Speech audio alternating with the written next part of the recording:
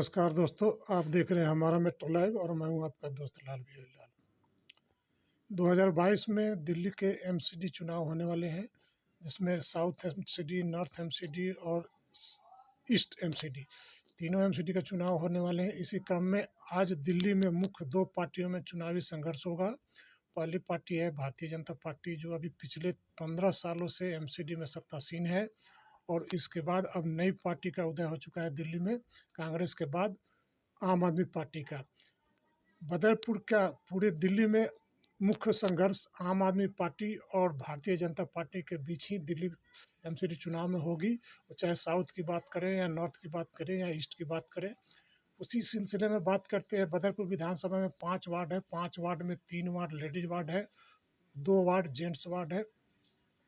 उसी gents wards में एक वार्ड 99S यानी कि ओम बिहार वार्ड भी जेंट्स का सीट है। इस जेंट्स सीट पर भारतीय जनता पार्टी की ओर से भी कई दावेदार हैं और आम आदमी पार्टी की ओर से भी कई दावेदार हैं। उन्हीं दावेदारों में से एक दावेदार है आम आदमी पार्टी की ओर से माननीय हेमचंद गोयल जी। हेमचंद गोयल जी 2 बार निगम पार्षद भी रह चुके हैं। तब उस दौर में थे जब काफ़ी लगभग उनके पहले कार्यकाल में जिस बदरपुर का वो एमसीडी का पार्षद थे, उन दिनों लगभग उससे टूटकर आज लगभग 7-8 एमसीडी के सीट बन चुके हैं निगम पार्षद के। और इसके बाद भी उन्होंने 2-2 क्षेत्रों से प्रतिनिधित्व किया। लगभग 10 साल वो निगम पार्षद रहे हैं। तो आइए आज बातचीत करते हैं। वो ओम बिहार वार्ड से कोशिश कर रहे हैं आम आदमी पार्टी की ओर से कि टिकट मिले। तो उसी सिलसिले में हम बातचीत करते हैं कि उनकी क्या भावी योजनाएं हैं, इस क्षेत्र में क्या समस्याएं हैं, इस सब को लेकर आज उनसे गुफ्तगू कर रहे हैं हमारा मेट्रो के लिए। हेमचंद गोयल जी बताइए कि अब 2022 में एमसीडी के चुनाव होने वाले हैं, तो इसमें आपकी क्या तैयारी चल रही है? देखो, चुनाव आने वाले हैं, अप्रैल में चुनाव है। जहाँ तैयारी की बात है, जब चुनाव आते हैं तैयारी तभी नहीं होती। हम पब्लिक के बीच में रहते हैं, हर समय सुख और दुख में शामिल रहते हैं। जब चुनाव आएंगे, जब चुनाव भी लड़ा जाएगा। सुना है कि आप बदरपुर विधानसभा के 5 वार्ड है, कहीं से भी आप चुनाव लड़ सकते हैं, क्या ये सही है या क्या आपका क्या राय है? देखो, जो आपने जो सवाल पूछा उसमें लोगों की राय हो सकती है, क्योंकि मैं पहली बार जब निगम पार्षद बना तो ये पूरा एक वार्ड था, इसलिए लोग ऐसा सोचते हैं। और मैं लड़ा भी पिछला चुनाव में कहीं और से लड़ा, पर जो मैंने अब लोगों से यहाँ बात की मीठापुर, हर व्यक्ति ये चाहता है एक आप मीठापुर से लड़ो और आगे जो पार्टी और राम सिंह नेताजी का आदेश होगा वो मैं पूरा करूँगा। क्या वर्तमान पार्षद के कामों से आप संतुष्ट हैं? और अगर आप चुनाव लड़ना चाहते हैं या लड़ने की इच्छा है, तो आपके एजेंडे में क्या क्या इस क्षेत्र की समस्याओं के लिए, खासकर ओम बिहार वार्ड के लिए? देखो, ओम बिहार वार्ड की जो आप बात कर रहे हैं, जहां वर्तमान पार्षद के कामों की बात हुई, मैं खुद प्रत्याशी हूं, तो ये तो आप मानिए मैं उसके कामों से सहमत तो हूंगा नहीं, पर आप हर जगह जाते होंगे,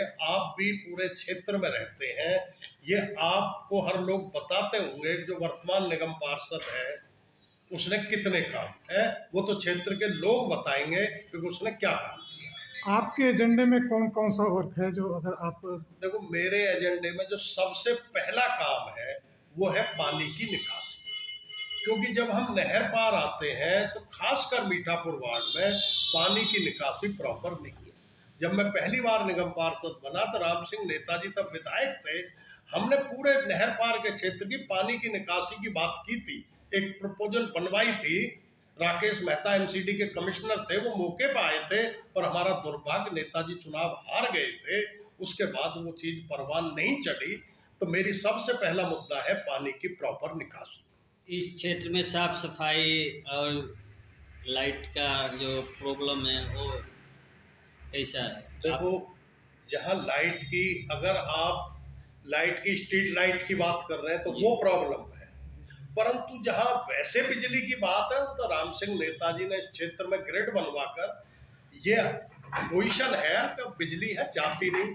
और साफ सफाई की तो आप सब जानते हैं, एक नालियां भरी पड़ी है, कहीं भी आप चले जाइए, मीठापुर गांव में चले जाइए, हर तीसरे दिन धर्मशाला के आगे घुटने घुटने पानी भरा रहता है। आपके क्षेत्र में पार्क जो है, पार्किंग बनाया जा रहा है, उसमें पूरा काम बार लगा हुआ है, तो उसके लिए क्या? देखो, जो कूड़े की बात है वो हरियाणा इरिगेशन की जमीन है। जब इसका उद्घाटन किया तो जो तत्कालीन अब विधायक है उन्होंने कहा था 6 महीने बाद ये मुगल गार्डन को भी टक्कर देगा। तो ये तो सब लोग देख रहे हैं आज वहां क्या हाल है।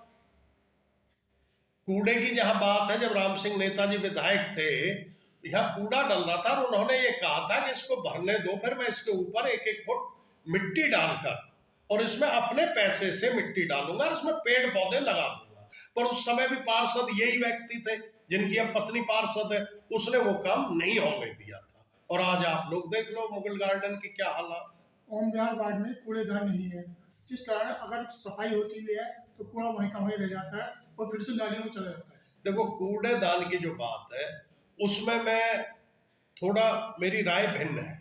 कूड़ेदान की बात तो हर व्यक्ति करता है, पर जब कूड़ेदान बनाया जाता है उसके लिए जगह भी चाहिए। अगर किसी के दुकान के घर के आगे हम कूड़ेदान बनाते हैं तो वो लोग बनाने भी नहीं देते हैं। ये समस्या भी आती है, चाहे वो पार्षद हमारी विरोधी पार्टी का है, परंतु कूड़ेदान बनाने के लिए जगह तो चाहिए ना।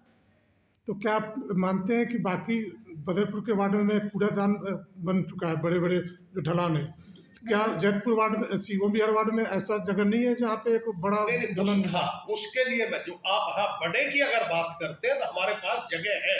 हमारे पास यही जगह हरियाणा इरिगेशन की, हमारे पास पंचायत की जमीन पड़ी थी जो अब गिरवा दी गई। नहीं, वहां हमारा बड़ा वहां बन सकता था, किसी को ऑब्जेक्शन भी नहीं होता। और स्कूल के सामने जो विधायक हैं अब, इन्होंने कभी 2007-8 में एक हॉस्पिटल का उद्घाटन किया था शीला दीक्षित जी को लाकर। आज उसमें कोई हॉस्पिटल क्या, कहीं एक ईंट भी नहीं लगी। वो भी हमारी ग्राम पंचायत की जमीन पड़ी है, वहां भी ढलान बनाया जा सकता है अगर हॉस्पिटल नहीं बन रहा। नहीं, मेरा तो विचार है कि अगर उससे ज्यादा अभी इस क्षेत्र में हॉस्पिटल नहीं है तो हॉस्पिटल ही बननी चाहिए। अब ये तो हॉस्पिटल के लिए तो हम कह रहे हैं 2007-8 में उद्घाटन हुआ और आज तक क्या हुआ। जब उसने कह दिया कि मैं चुनाव हार गया, उसके बाद 2013 में भी वो करीब 1.5 साल के लिए एमएलए बना और अब वो 2-2.5 साल से एमएलए के साथ साथ लीडर ऑफ अपोजिशन भी है। देखिए उसने क्या किया है। कहीं कोई एक ईंट की बात हो, दूसरी जगह तो उद्घाटन कर देता है। उसने ओखला विधानसभा के तो जो आली का पुल है उसका तो उद्घाटन कर दिया, और अपनी विधानसभा में जो हॉस्पिटल का उद्घाटन 2007 में किया उसमें आज तक एक ईंट भी नहीं लगी। आपके तो वार्ड में कुछ जमीनें सरकारी कब्जा हो रही है, उस पे क्या कहें? देखो, जो जमीन पर सरकारी जमीन पर कब्जा हुआ वो आप सबके सामने है। इसमें आपको पता है 2019 में चद्दरें लगाई गई।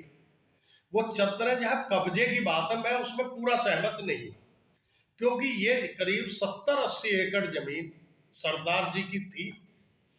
जब इसमें खेती नहीं होती थी तो 81 लगकर ग्राम सभा में बेस्ट हुई। ग्राम सभा में बेस्ट होने के बाद ग्राम सभा ने कब्जा ले लिया। हमारे विष्णुदत्त शर्मा प्रधान बने मीठापुर के, उन्होंने करीब 52 एकड़ जमीन इसी जमीन में से भूमिहीनों को बांटी थी। उसके बाद जब रतिराम प्रधान जी प्रधान बने गांव के, 83 में मैं भी पंचायत मेंबर बना, तो 84 में इसी जमीन में से 120-20 गज के प्लॉट हमने भूमिहीनों को बांटे थे। पीजी गवाई दिल्ली के एलजी थे, 84 में उनके हाथ से हमने वो प्लॉट बांटे थे जब पंचायत का मैं भी मेंबर था। उसके बाद इसमें बारात घर भी बना उसी जमीन में से, और प्राइमरी स्कूल करीब 500 गज जमीन में चल रहा था। तब भी इस पे स्टे ले लिया था वो सरदार ने जिसकी जमीन थी। हमारे बीच नहीं है रतिराम प्रधान जी, कृपाल अवाना जी, वेद प्रकाश जटिया जी, हमारे छोटे लाल शर्मा जी हैं, वो बीमार रहते हैं अब, और एक हमारे साथी भी थे आत्माराम पांचाल, वो हमारे साथ थे। तब हमने वो हटा करके चद्दर, हमने करीब 1 एकड़ जमीन स्कूल के लिए कराई, और जिसमें जब मैं निगम पार्षद बना उसके लिए फंड अलॉट हुआ और उसके बाद उसमें बिल्डिंग भी बनी। अब उसने पहले एसडीएम से केस जीता, फिर डीसी से जीता, फिर डेवलपमेंट कमिश्नर से जीता, और उसने केस जीतने के बाद यहाँ चद्दर लगाई। आपने देखा होगा जब विधानसभा के चुनाव थे, रामवीर बिधूड़िया आया, उसने कहा कि मुझे आप विधायक बना दीजिए, मैं चद्दरों को कल फेंकूंगा। राम सिंह नेताजी ने नहीं कहा, क्योंकि हमको पता है कि ये चद्दर कैसे हटेंगी। ये चद्दर उसकी जमीन है, उसने लगा ली, ऐसे नहीं फेंकी जाती, ये सब ड्रामा था।